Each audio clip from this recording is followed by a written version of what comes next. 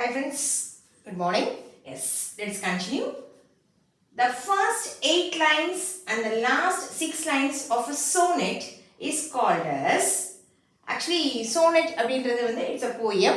Okay, and the poem என்ன இருக்கும் அப்படினா first ஒரு 8 lines இருக்கும் அப்புறம் ஒரு 6 lines இருக்கும். அந்த poem we call it as sonnet.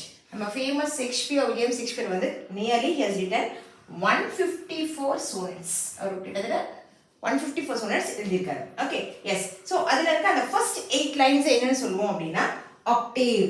Octa அப்படினாலே we know that it is 8. Okay, and next 6 lines we call it as sestate. 6 ses. Okay, so that is the answer, octave and sestate. Next, poet laureate of Michigan அப்படின்னு யாரை சொல்லியிருக்காங்க அப்படின்னா is Edgar A. Guest.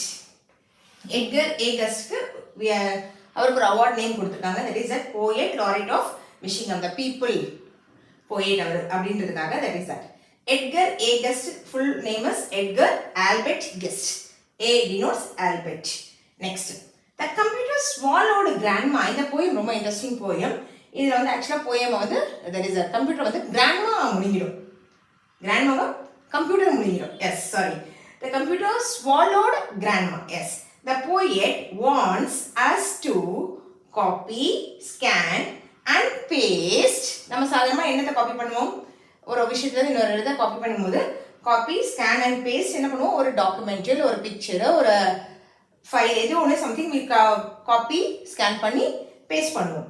But here the poet wants us to copy paste எதை, document கிடையாது, project work கிடையாது, her grand mother. ஏன்னா அவங்க grand mother இப்போ அங்கே காணாமல் போயிட்டாங்க. கிராண்ட் மதர் எங்கே இருக்காங்க, கம்ப்யூட்டருக்கு உள்ளே இருக்காங்க. கம்ப்யூட்டர் ஹேஸ் swallowed her, அப்படிதான் அந்த போயும்.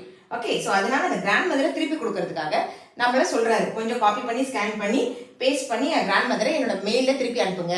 That is a poem here. Okay, yes. Okay, have a nice day. Thank you.